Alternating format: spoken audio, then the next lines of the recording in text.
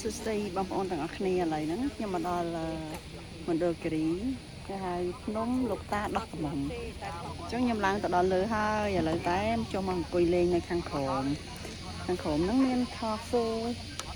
នោះកាហ្វេមានឡាននោះឡាននៅក្រោយខ្នងខ្ញុំនេះ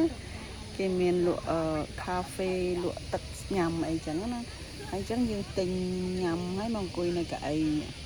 មើលថ្ងៃលិចហ្នឹងហើយហើយចឹងបាយទៅនោះនៅថ្ងៃលិចនៅនោះថ្ងៃលិចហើយឥឡូវថ្ងៃលិចបាត់ហើយ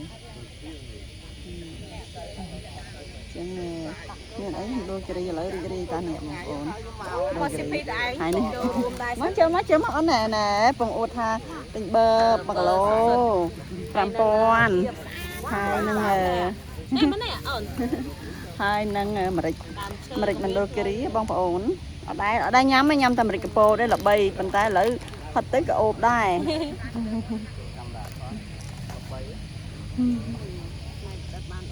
្អាតណាស់ខាងក្រោមអង្គុយលេងរ៉ូមែនទិកណាស់ហើយណែមើលខាងក្រោយនេះស្អាតនៅឆោមក្រោយនេះទៀតណាអត់យកទឹកសុភាពសបាយអេឃើញតារានៅក្នុងមិញតារាពីរនាក់មិញឃើញរូប